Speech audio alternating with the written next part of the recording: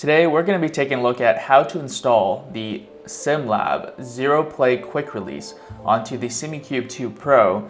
And usually when you see this installed, it's a stacking of quick releases with the Simucube quick release system and then the Sim-Lab Xero-Play.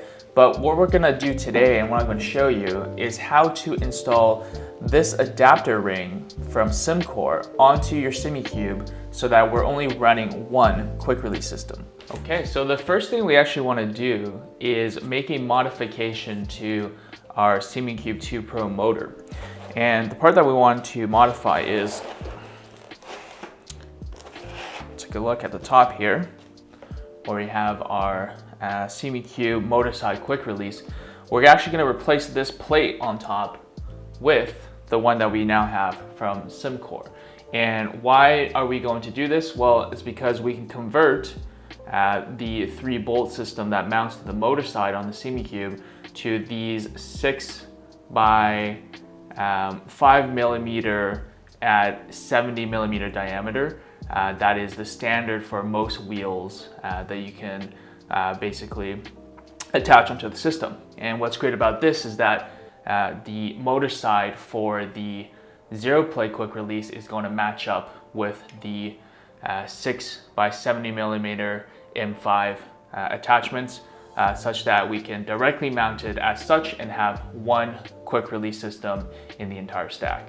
One thing to note when looking at the Simucube motor side mount is that it's in a triangular pattern, but what is interesting is that these 2 bolts are countersunk versus the one at the bottom, and it's actually not a completely symmetrical system. What I mean by that is it is not in an equilateral fashion in terms of the triangle, but it's actually isosceles among the vertical plane here.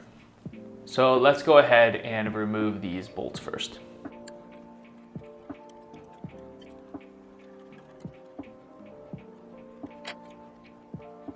So just to show you the backside of the quick release on the motor side mount for the Simucube quick release, looks like they're actually using the fairly similar sized bolts. They're just countersunk to different depths on the face of the plate here. So the backside will look like this. And here is the Simucube motor side quick release compared to the adapter plate from Simcore that we're going to use. And here's a comparison of the widths. So when you look at the base ring for the Simucube SQR, it's slightly thicker than the thickness of the Simcore one, but I don't think that's going to make that much of a difference. You may just need to manage the length of the bolts that you intend to use. So I'm going to try first using the original hardware. Make sure to use a washer just to keep things clean and not to mar. These are nice and looks like they are locking washers as well, if we can zoom in there. Might be a little bit too small. Again, when lining this up, remember that it is not fully symmetrical, just down the center. One thing to note when you're starting to put this on is that the holes are countersunk, so this is not reversible front and back. Make sure you get the countersunk side facing outward. So we've hit our first snag. What I've realized is the bolt heads are, when snug down, is actually not flush with the surface of the mating plate, such that when we have this on here, you hear the rocking, that is not flat. So I'm actually going to try to use the supplied hardware from Simcore to see if there's actually a difference in the total stack height here. Now, looking at a comparison of the hardware from the OEM and the supplied, I don't think there's going to be much of a difference in the head length of these bolts. So what I'm actually going to do is, because it looks like there is a nice flat spot within the adapter itself, we're going to try running it without the washer just to get that head clearance countersunk into the adapter itself. The other thing you could potentially do is file down the bolt head itself, but it's probably just easier to take the washers out for now. So if we can see inside the countersunk holes there, there's a nice lip and I think it's going to be pretty snug already.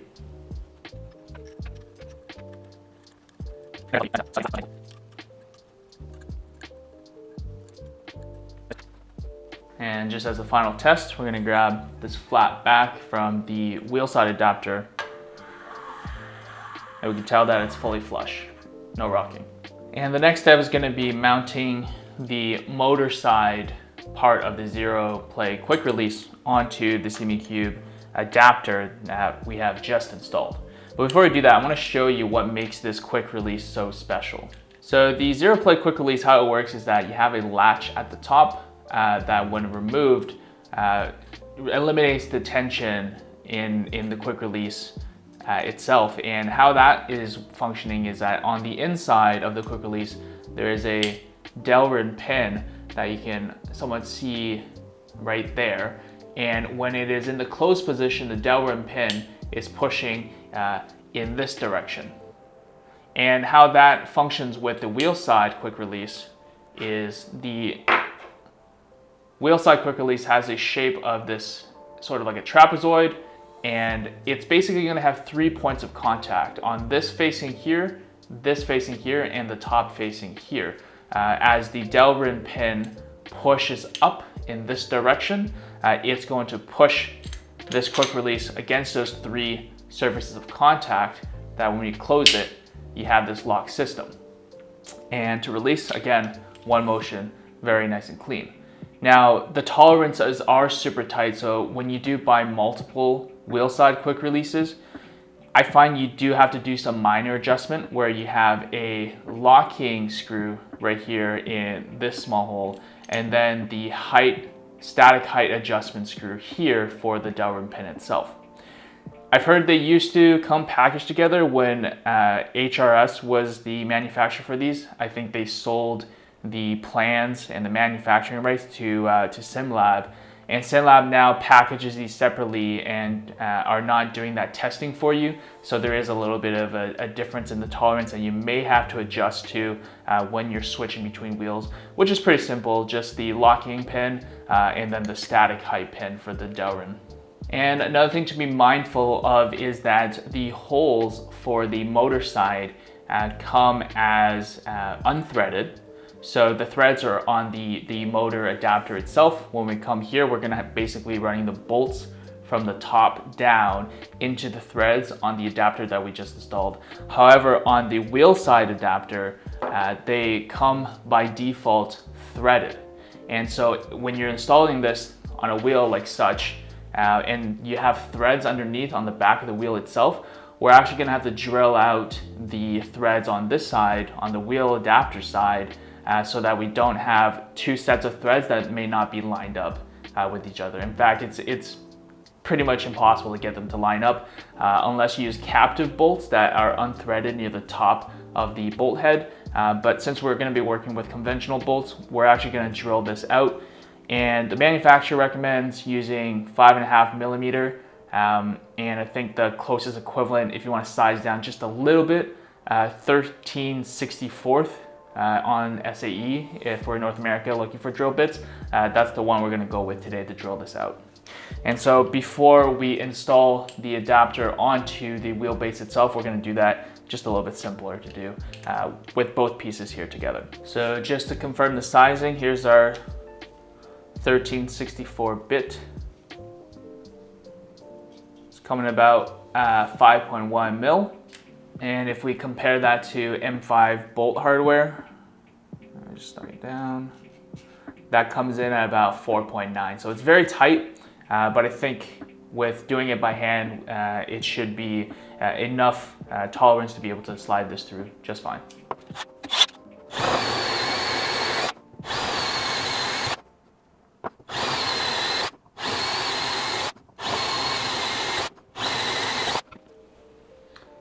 And there we have it, perfectly drilled out, and now can adapt right onto the motor side and the wheel side without having to go through 2 sets of threads. So now that we have the wheel side holes prepped, and we did that because it's so much easier just to have the whole block here, to use this kind of like a drill press. we're going to go back to the motor side now and then attach this piece to the motor side. Now, one thing to know about attaching bolts to the motor side is we cannot exceed the thickness of this adapter in threading bolts into this 70mm pattern. And the reason is because when you look at the back side, it's actually going to hit this shaft as part of the Simucube motor itself. So a good way to test for length is just to get a wheel side adapter, take a bolt, and then just compare the depth of the bolt to see if it goes through to the other side. And if we were to measure this just to see what too long is, so this is about 20mm. So we need something that's probably closer to like a 15 or a little bit higher than a 15. So after doing a bit of measuring, it does look like I don't have the right bolts for this. The ideal length, it feels like around 15mm of thread is the ideal. I'm just gonna mock this up right now with some 12mm bolts just to demonstrate what this is gonna look like as a finished product.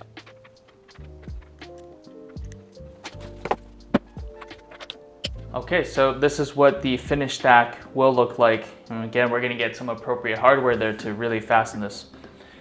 If I had to do some quick measurements on lengths here, it's gonna be a little bit awkward for y'all. Maybe I'll flip this.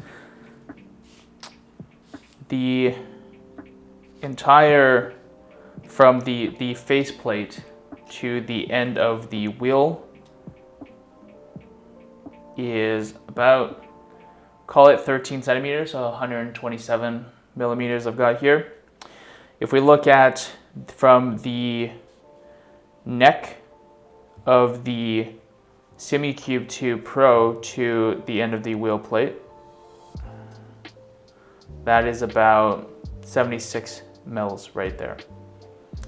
The entire stack of the quick release itself is about 65mm. Okay, so that does it for today's video in taking a look at the Sim-Lab Xero-Play Quick Release, the Simcore, I believe this is called the SC270 adapter, onto the Simucube 2 Pro. If you like this type of content, please consider subscribing and liking the video and commenting if you have any questions. Happy to answer them for you.